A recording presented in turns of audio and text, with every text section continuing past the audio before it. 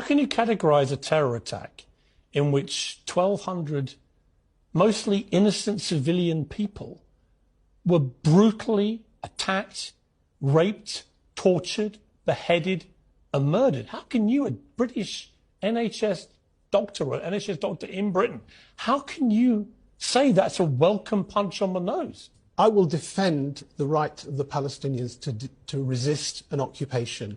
When you look at that... That's not resistance, that's terrorism. When you look at what happened on the 7th of October, as if that is the day that everything started... I didn't say that. Do you think what happened on October the 7th was a terror attack? It's a Did resistance, you say no? It's a resistance... Not a terror attack. Piers, and it's You're if... an NHS GP. If, I'm asking you to let me finish, if... Right, our Islamic standard in conflict, in warfare, our Prophet, peace be upon him, sallallahu alayhi wasallam, he said, you can't kill children, you can't kill women, you can't kill the elderly, you can't mutilate. Hamas did all that. If anybody did that, if... What do you mean if? I say if because... They literally broadcast it on their own streaming platforms. Well, I'll tell you what a lot of us saw. Hamas broadcast it merrily to the world. And here's us doing these terrible things. And what do you mean if? What many of us saw on that day were videos coming out showing people saying, we will not harm women, we will not harm children. Do me a favour. No, that's what... Doctor. I'm saying that.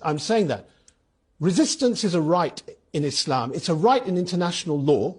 It's even a right that Churchill said in his History of the English-Speaking Peoples, that is, he actually wrote in that book, it is a primary right of men to kill and die for the land they live in. You literally read me a description of what people who follow Islam are not supposed to do. Yeah. And Hamas did all of those things. But your response is to say, well, hang on, I've seen videos of them saying, we don't want to do that stuff. No, yes. I find that pretty offensive, Doctor. We all know they did it because they boasted to the world with their own videos what they were doing. I find it amazing that respected journalists like yourself seem to have suspended their critical faculties. No, I'm believing what Hamas wanted me to see. Well, you're believing what you saw. No, what Hamas themselves broadcast to the world because they wanted to take great glee in what they've done. There's no ambiguity about it. I asked you to let me finish, and I'm going to... You've got to answer questions. I will answer the question.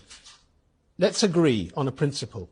If atrocities were committed, right, I will never condone them. Right, I will say that. So do you condemn what happened on October the 7th?